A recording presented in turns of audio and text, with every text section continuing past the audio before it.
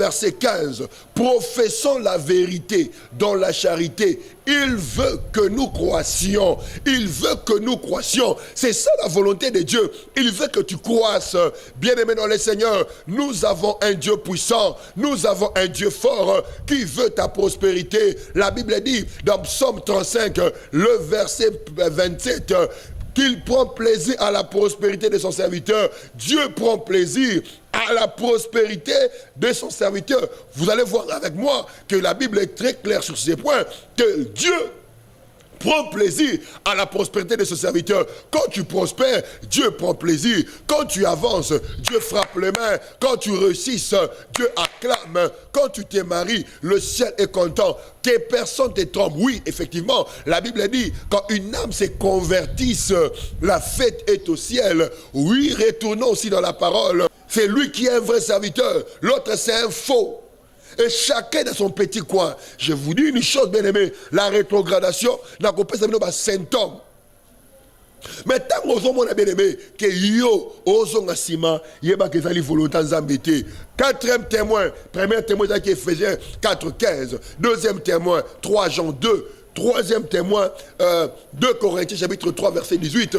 Quatrième témoin, Proverbe 4 verset 18. Les chanter des justes est comme la lumière resplendissante de l'aurore, dont son éclat va croissant jusqu'au plein jour. Bien aimé dans le Seigneur, Moi et Bimarabana 1 heure. 1 heure du matin, 3 heures du matin, 4 heures du matin, il fait encore noir. Allô? Oui, allô, bonjour. Oui, bonsoir. Bonjour. Comment on a nos bengs?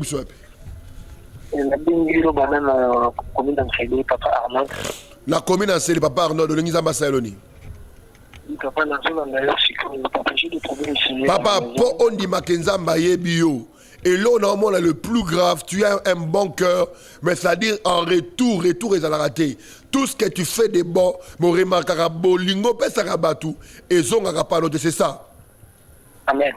Shalom, shalom, Nzambe apambola bino, mbote nabino, na bandaku nabino, toyambi bino, spécialement na émission yo, le temps de la foi, une émission à caractère spirituel, prière, prophétie, délivrance, et les émissions édifiaka. Ba ndaku nabino bo pambola mamakasi liloba nzambe te amaka avec efficacité. Il envoya sa parole et sa parole guérit. Il envoya sa parole et sa parole le conduisit au port désiré. Liloba nzambe ndeko memayo na libongo koluka. Moto nyoso na bomo na ye azali na libongo na kokoma. Libongo ndeko koza libala, libongo ndeko koza la musala, libongo ndeko koza la bana. Et le conduisit au port désiré. La parole de Dieu te conduit au port désiré.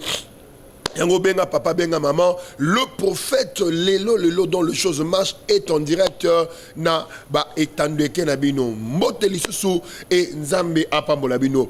Tozali na avenue Massasu numéro 6, arrêt de référence ezali arrêt Mopulus Université.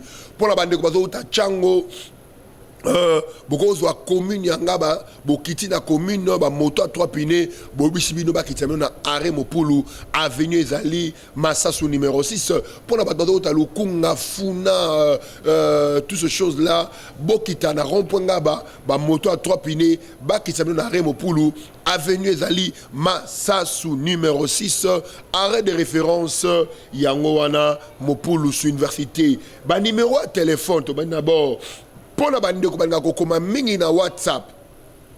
Numéro na biso, il y a WhatsApp, ils plus 243 90 32 51 741.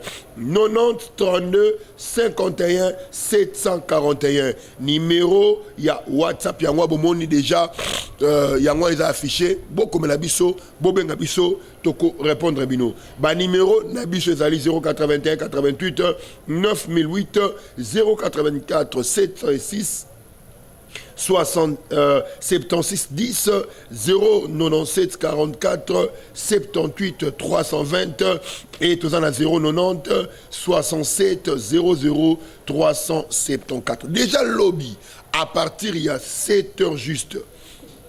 Tout ça il y a 10 heures.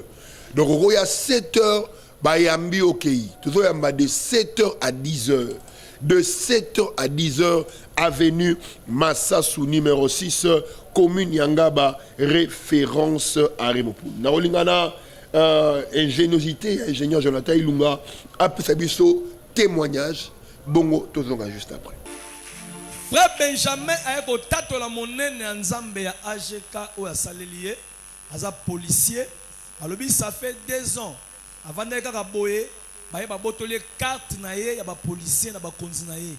Donc ndenga zawana 2 ans passé awa abana kozwa mbongo salaire te abana tambolaka bongo na ba teni na zanga carte. Donc so ba lokotier na ba konzi ba ko kanga epé. Mais alobi boye asali pas même 1 mois awa. Mais tango ye awa ye sepeli saki ye atosaka. Donc na nyoso o mo sala nzamba zo ebisa ye. Alobi aza surpris. Ba uti ko benga ye na ba konzi. Ba pesier carte ba policier à sika asongani ko bana ko salaire na ye oh preuve yango wana oh betela kolo maboko makasi betela kolo maboko makasi to sambeli be pona ozola na biso eloko nyonso oyo yo babotola lelo zo swango au nom de Jésus to ki ameno te pesa amen na makasi betela kolo maboko makasi. Merci beaucoup. Gloire à Dieu, gloire à Dieu. Voilà ce que le Dieu de l'apôtre Gédéon KM peut faire. Hein? Tu bien ici na tabernacle un changement dans le programme de nyonso kozalaka mundi ya kolanda te na télévision la lingara prophète ninga na tala na télévision kasi oyaka te yaka okozwayo lelo. Boye na deuxième numéro na biso il y a ma émission oyo tolobela vaincre les forces de la rétrogradation. Nakope Sabino 3 définitions, il y a rétrogradation, nengenzambe altalisa kingai et puis nakope Sabino ba symptômes. Nengeni oyeba que déjà osali rétrograder. Nengeni nokoyeba que osali rétrograder. Déjà, première chose. Et c'est ma première définition, la rétrogradation. La rétrogradation est un système maléfique qui provoque les reculs dans la vie. La rétrogradation est un système maléfique qui provoque les reculs dans la vie. Nous avons besoin de partout dans le monde, en direct. Rétrogradation est un système maléfique qui a provoqué recul dans la vie. Tant que vous constatez, au lieu que liboso, que c'est l'esprit de la rétrogradation. Quand tu constates, au lieu d'avancer, tu fais que reculer, yeba que ezali esprit, il y a rétrogradation. La rétrogradation, c'est une puissance maléfique qui provoque les reculs dans la vie. Dans tous les domaines, Nzambe acha elongi liboso, po mutu atambola liboso. Nantomola mutu te, arotambola kozonga sima non. Tokena aliboso mutuka mundela sali mutuka ache marche en avant, c'est-à-dire mutuka na aliboso marche en arrière ba force manœuvre kaka pose position mais mutuka esalema po kende liboso nzambe asala yo po kende liboso nzambe asaba appel de Jebandi bobengana luté nzambe asala yo po okende liboso. Tant qu'on constate na vie na yo bien aimé dans le Seigneur, il y a le recul. Recul les années aux engagements. Yeba que ezali esprit à rétrogradation. Bible obina Ephésiens chapitre 4, le verset 15. Professons la vérité dans la charité. Il veut que nous croissions. Il veut que nous croissions. C'est ça la volonté de Dieu. Il veut que tu croisses. Bien aimé dans le Seigneur, nous avons un Dieu puissant. Nous avons un Dieu fort qui veut ta prospérité. La Bible dit dans Psaume 35, le verset 27, qu'il prend plaisir à la prospérité de son serviteur. Dieu prend plaisir à la prospérité de son serviteur. Vous allez voir avec moi que la Bible est très claire sur ces points, que Dieu prend plaisir à la prospérité de ce serviteur. Quand tu prospères, Dieu prend plaisir. Quand tu avances, Dieu frappe les mains. Quand tu réussis, Dieu acclame. Quand tu te maries, le ciel est content. Que personne te trompe. Oui, effectivement, la Bible dit, quand une âme se convertisse, la fête est au ciel. Oui, retournons aussi dans la parole. Je souhaite que tu prospères à tous égards, comme prospère l'état de ton âme. La prospérité, c'est le progrès intégral dans tous les domaines de la vie. La prospérité, c'est le progrès intégral dans tous les domaines de la vie. Dans le domaine d'Alibala, dans le ministère, aux pasteurs, aux ali professeurs, aux dans mariage, femmes au foyer. Dans tous les domaines, Dieu veut que tu prospères. Dans tous les domaines, Dieu veut que tu avances. Est-ce que tu es en train de voir que ta vie n'avance pas? Mais regardons la parole de Dieu. Regardons ce que dit la Bible. La Bible dit. Je souhaite que tu prospères à tous égards, comme prospère l'état de ton âme. La prospérité, c'est le progrès dans tous les domaines de la vie. La prospérité, c'est le progrès dans tous les domaines de la vie. Allez-y comprendre. Or, le progrès pour les humains, c'est l'évolution au sens d'amélioration. Pour les humains, le progrès, c'est l'évolution au sens d'amélioration. Quand il y a évolution, il doit y avoir amélioration. Quand il y a évolution, il doit y avoir amélioration. C'est ça la pensée de Dieu. C'est ça la volonté de Dieu. Dieu veut te voir progresser. Dieu veut que tu ailles de l'avant. Dieu veut que tu réussisses. Oui, il y a fête dans le ciel quand une âme se convertisse. Oui, c'est la parole de Dieu. Je vous montre encore une verset. Psaume 35, le verset 27. Il prend plaisir à la prospérité de son serviteur. Qui prend plaisir? C'est le Dieu de gloire. Qui prend plaisir? C'est Adonai. Qui prend plaisir? C'est Yoshua HaMashiach. Qui prend plaisir? C'est Jésus-Christ de Nazareth. Quand tu prospères, tu évolues. Il y a l'amélioration dans ta santé. Il y a amélioration dans ton quotidien. Dieu est content. C'est ça la volonté de Dieu. Mais bien aimé, l'esprit de la rétrogradation, ezali molimo oyo, ezo même recul na vie, ezo même recul na vie. Regardez encore, témoin. Premier témoin de Bimiselibino, ezali Ephésiens 4:15. Il veut que nous croissons à tous égards. Premier témoin, voilà. Deuxième témoin de la Bino, 3 Jean 2. Je souhaite que tu prospères à tous égards, comme prospère l'état de ton âme. La version parole vivante, à l'obiboye. Ta vie chrétienne est bon. Je veux aussi que ta vie physique soit bonne. Ta vie chrétienne est bonne. Je veux aussi que ta vie physique est bonne. Ta vie chrétienne est bonne. Je veux aussi que ta vie physique soit bonne. My God, je prie pour toi au nom de Jésus. Ta destinée changera. Je prie pour toi au nom de Jésus que ta vie montera. Je prie pour toi au nom de Jésus. Rien ne restera comme avant. Rien ne restera comme avant. Sois béni, sois béni. Troisième témoin, de la Bino, ezali dans 2 Corinthiens, chapitre 3, verset 18. Nous tous transformés à la même image. Il veut que nous allons de gloire en gloire. Vous voyez, la Bible nous parle. Il veut que nous allons de gloire en gloire.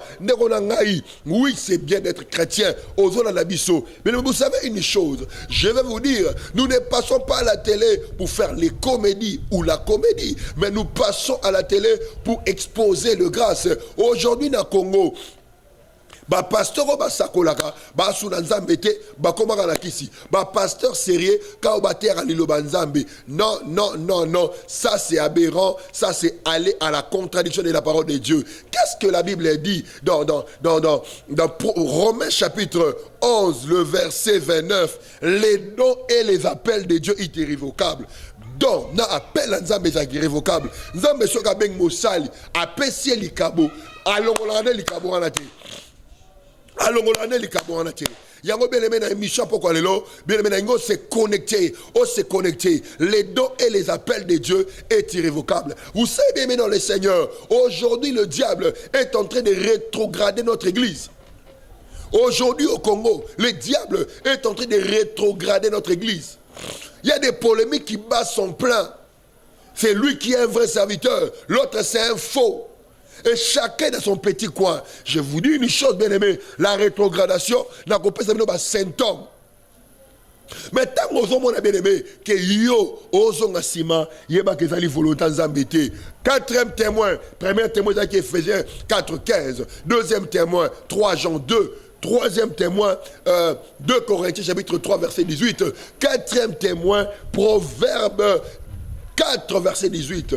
Les chantiers des justes est comme la lumière resplendissante de l'aurore, dont son éclat va croissant jusqu'au plein jour. Bien aimé dans le Seigneur, moi et Bimarabana 1 heure du matin, 3 heures du matin, 4 heures du matin, il fait encore noir, 5 heures du matin, moi 6 heures, au moins 5 heures, temps de frapper.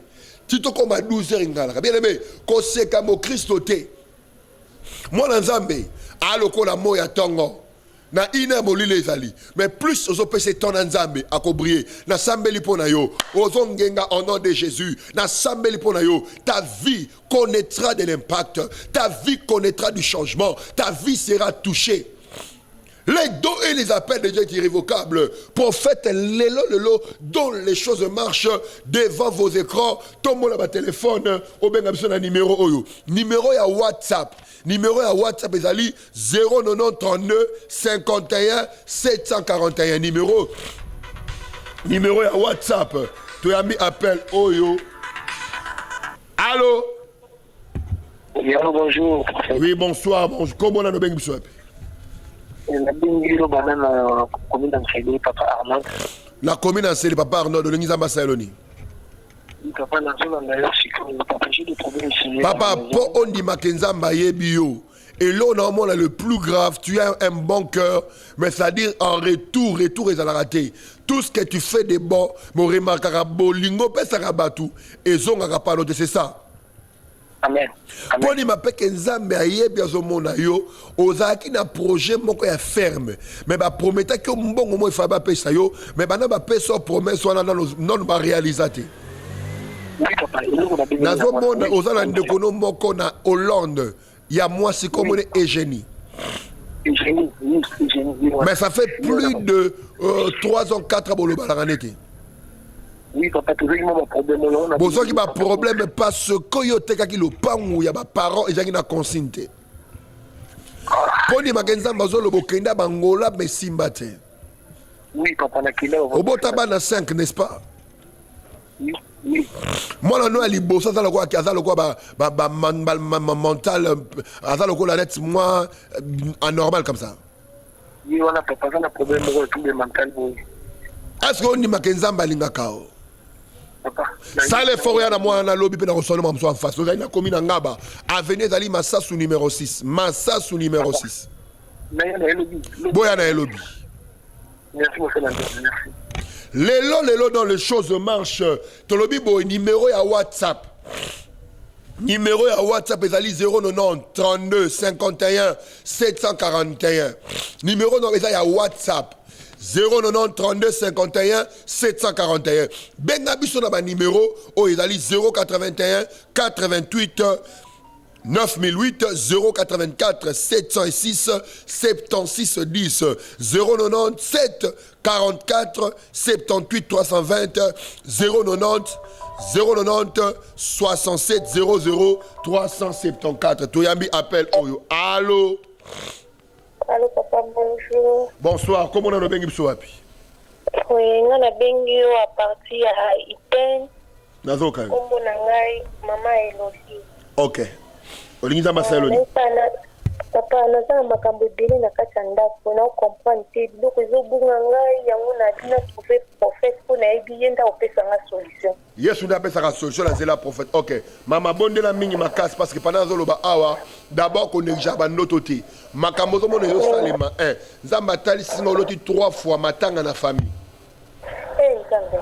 Mais muto ya kufi ça dit elongi na ye net comprendre kango te na ndoto na yo.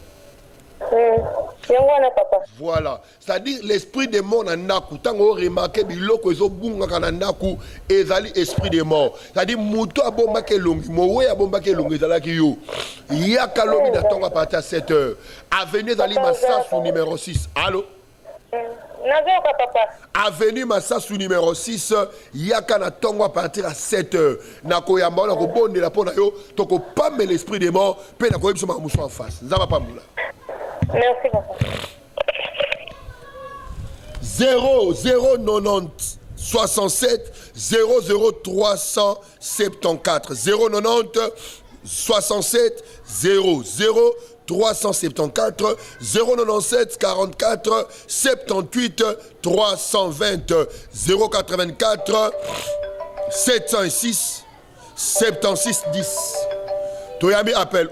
Allô? Allô? Allô, bonsoir. Comment on a bonsoir? Bonsoir. Comment on a maman Tété? La bengi on a mbinza.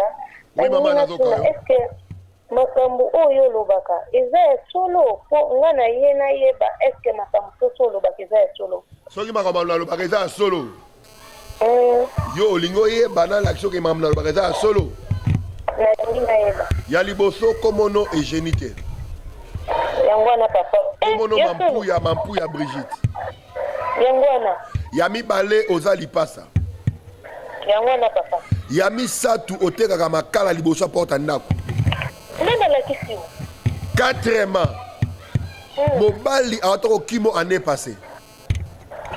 Yangwana papa. 5e mois. Ozo sentima kozo mona makonete comme ko filma mikolo. Yangwana papa lobia. 6e mois.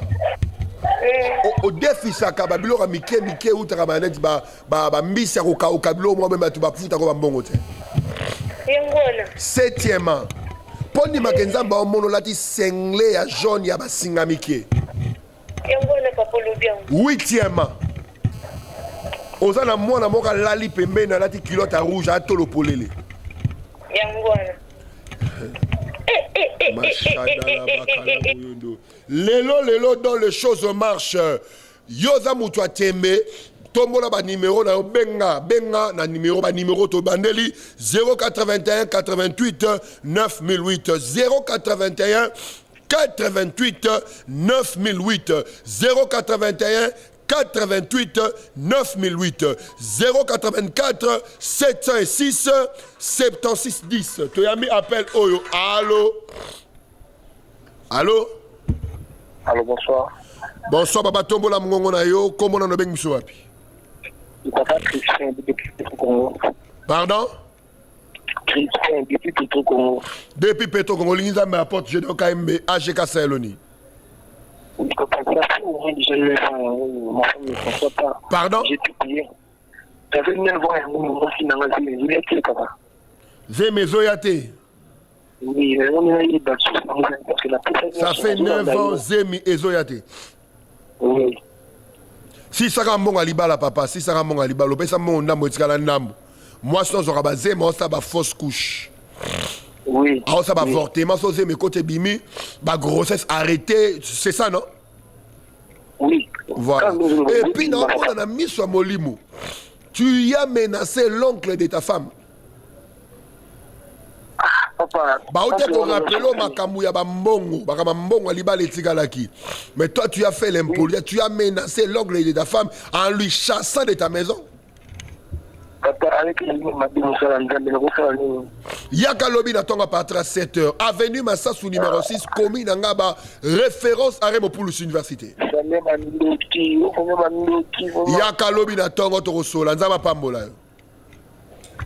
Les dons et les appels de Dieu est irrévocable. Les dons et les appels de Dieu est irrévocable. Benga Bissoto en direct 081 88 9008 081 88 9008 081 88 9008 084 706 76 10 097 44 78 320 097. Toyami appelle Oyo. Allô? Allô, bonsoir. Bonsoir, papa. Comment on a bien bonsoir? Ngai maman Laurence. Na bengi yo à partir ya Bibwa. À partir à Wapi? Bibwa. Bibwa. Ok, nazoko mama. Papa, nazo comprendre que makambu nyonso na vie ezo simba te. Po na ngai yango moni. Makambu nezo simba te parce que oza epanza makita. Ça dit tu mets des troubles même dans ta propre famille. L'émission de te parler comme ça à la télé, état dans les noirs. État dans les noirs. Et puis, nengoza boye, o kokola la te parce au monde net batubala no babomayo. Yaka lobi na tongo kuta en face. Avenue Massasou numéro 6, commune nga ba référence à Remopoulos. Tolaninga. Ça va pas mola. Numéro ya WhatsApp, numéro na WhatsApp, ezali 090 32 51 741. 090 32 51 741. Tu as mis appel. Oh yo. Allô? Allô? Allô? Oui, allô, bonsoir. Oui, papa, on a bien à Brazzaville. Au Benson à Ngamba Brazzaville. Tant nazo yo kamonza mazo bisanga bonde la mingi makas. Nazo mono côté arrêt à 753. C'est vrai, papa. Nazo mono yo na avenue Révolution. Révolution, papa, c'est vrai. Poni makenza mazo loba. Aussi mi maniok na loboko. Oui, papa. Ah, tu n'as kwanga. Oui, papa. Aussi mi na bouteille à 1 litre à cristal. Ya maï. Papa. Poni manzamba loba yo zali chauffeur. Papa, na kumba taxi. Okumba mutu koza mopila. Wana problème à kasi ya nzoto na mobali. Okoma kotelema na pasi. Na pasi papa, ya ona bengi. Okoma kotelema na pasi. Est-ce qu'on dit que Nzamba ko bikso siko ka noza wana? Vrai papa, vrai. Oh la machine. Bois que nga fire 3 fois come on. Fire. Au nom de Jésus-Christ, je déclare que tu es guéri. Je déclare que tu es guéri.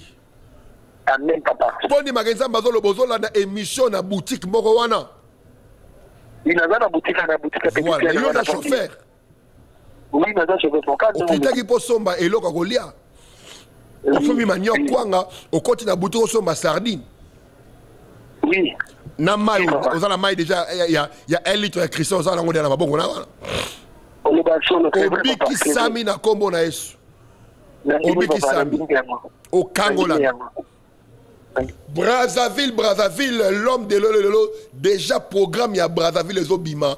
Benga biso na WhatsApp pour na Brazzaville, benga biso na WhatsApp. Numéro ya biso WhatsApp pour na terme na Brazzaville plus 243 0 90 32 51 741 ba numéro exact tu appel eux. Allô? Oui, bonsoir. Bonsoir maman, comment on a bien biso? Maman Chantal. Maman Chantal la commune.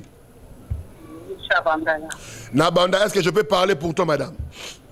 D'accord. Vous avez constaté que faire na aussi ma soutien. Oui. Parce que vous avez voyage à Chine dans le mois de février, janvier. Oui, c'est bien, papa. Mais ça dit que l'autre est nango et zo limwaka yo.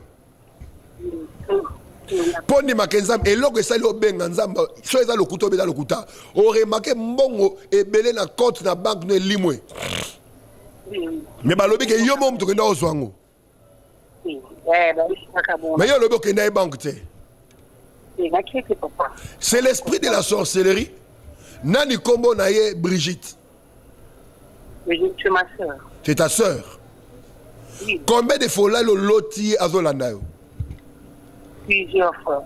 Il y a un lobby dans l'église, il y a la télévision, il y a un lobby à partir de 7 heures. Tout ça, dans la commune Ngaba, dans l'avenue Massasou numéro 6. Arrête de référence et allez à Remopoulos université. Les longs dont les choses marchent au Baxi Kamvou.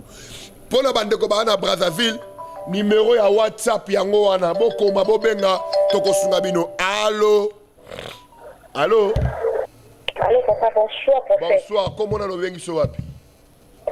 Kombo nanga maman Julie. Na bengi à partir à Ngasa na suka. O bengi sa partir Ngasa na suka. Oui papa. Oui, olingi nzamba seloni. Papa nzamba selanga na zana bibo moko munene tuninga na bomwa. So na so yeba te na ke partout ba tretenga ezo simba te papa. Yaka lobi na tongo. Toko sunga yo, toko bondela pona yo, okobika. Oui. Merci papa. Avenue Massassou numéro 6, commune Angaba, référence à Rémopolis Université. Lélo, dans les choses marchent. 081 428 9008. 081 428 9008. 084.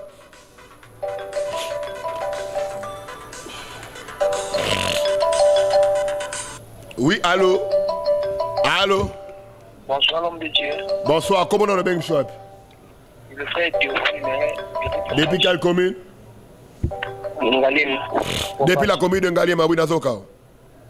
Oui, papa, j'ai vu vraiment tout le temps à la télé. Problème, non, papa, tant que vous avez un problème, n'est-ce pas? Oui, Le précieux trésor que Dieu a donné à homme sur le travail. Viens demain, je vais prier pour toi. Oui, papa. À 7h, Massassou numéro 6. Papa, j'ai aussi un problème. Pardon? J'ai aussi un problème, papa. Viens demain matin. Ok, merci. Merci, papa. Lélo, dans les choses marchent, Brazzaville, écrivez sur WhatsApp, appelez sur WhatsApp, on va vous aider. Tous nos numéros, et les gars direct, Bissomo Toyambarango, Toyambi appelle Oyo, allô? Et alors, prophète, bonsoir. Bonsoir madame, comment on va bien Bissomo? Et papa bébé. Oui, Nazoka. Papa, na begi yo na la dakalaga mais la zambe est malade, papa. Ozobi kasiko au nom de Jésus-Christ. Parce que tant nazo kamungo na yo, nazo mona batalisinga lokola bampese bamatelo na nzoto. Papa nazo be la péché. Ora kaba shandalaba. Somba bouteille huile d'olive, yaka lobi na tonga partir à 7h, nakosambela pona yo et tokosala ngo retour à l'expéditeur. Amen. 081 88 081 88 9008 081 88 9008 084 706 76 10 097 44 78 320 090 67 00 374.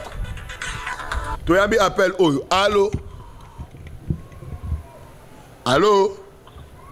Allô, merci papa. Oui, bonsoir.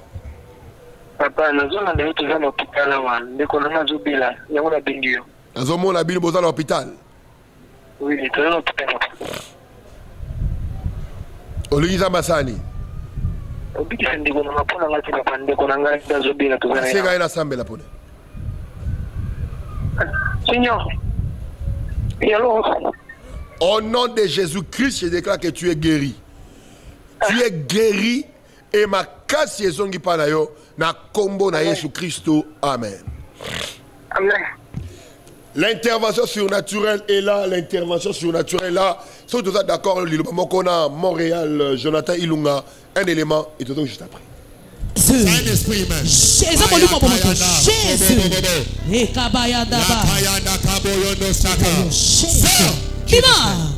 Yes, yes. Tala. Sir. Bima. Bima. Télémissaire. Jésus. De Marie de Nutala. Molimo mobala butu. Tala. Sir. Bima. Bima. Bima. Yozanan. Ah. Yozanan no tobona. Ah. Na sambeli pona yo. Jésus. Eloko nyose batama. Hey. Bima polele. Amen. Amen. Amen. Yozanan. Ah. So oche basolo oche biloko na zotone. Loba. Yes. Naza bezo kake kakabo. Okay. Oh zanan na zotone.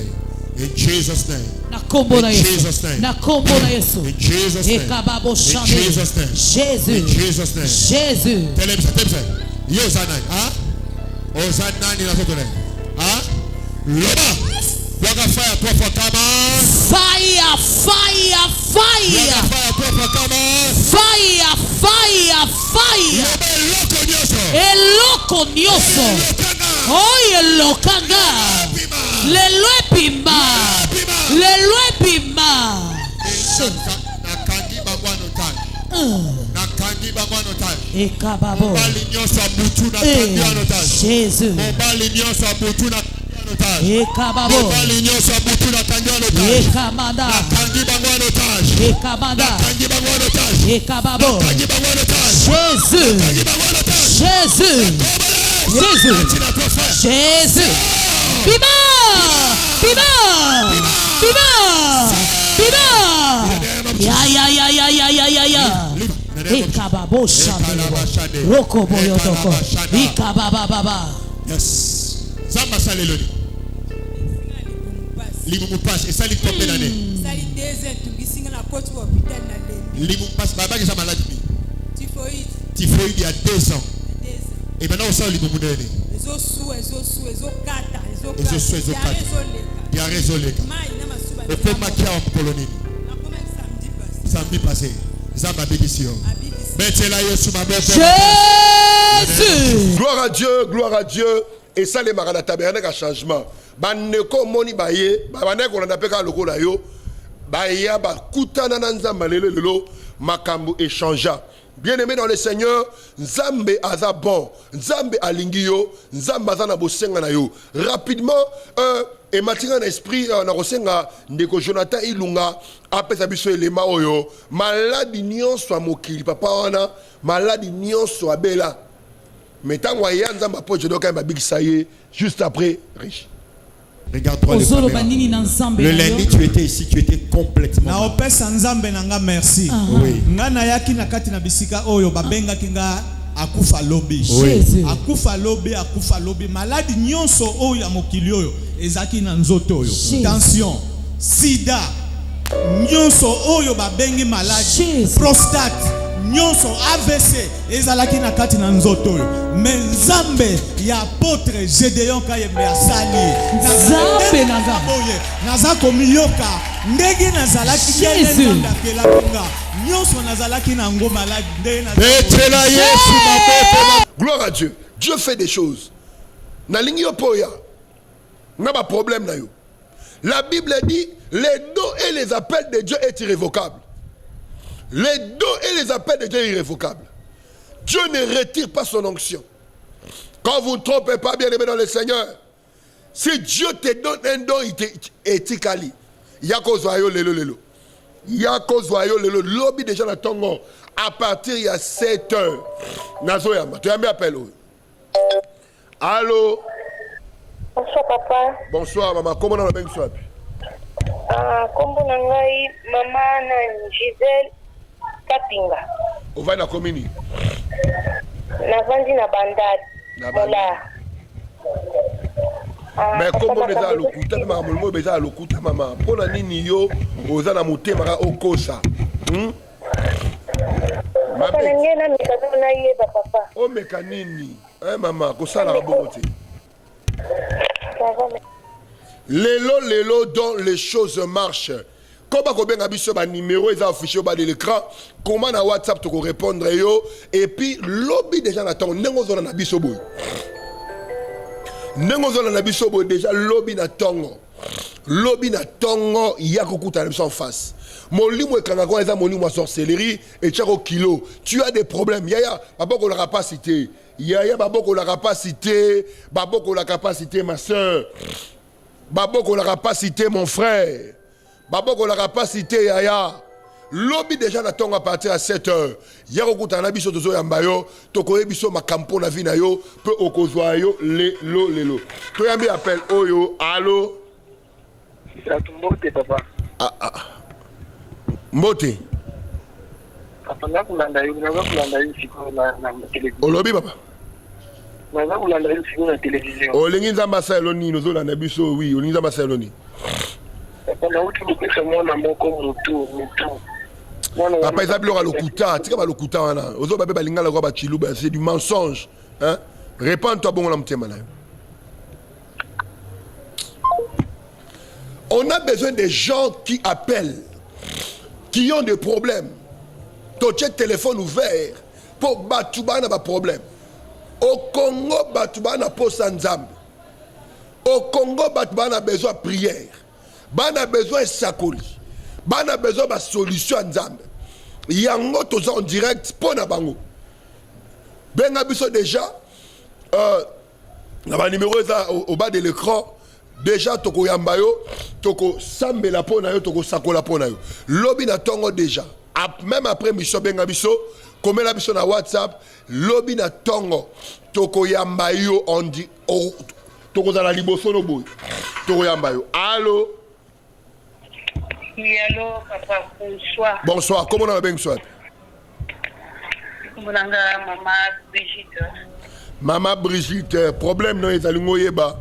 Soki mobile no aza pembe no akosaka ou pas. Oui, papa. Parce que pendant qu'il y a un loba, time où la émission, mobile no zo lenga nenga za bazo banga. Ce qu'on a lobani, pour notre idée nous en a lobani. Ah c'est bon, il y a des lobby binomi balé. N'a sous la en face de l'église.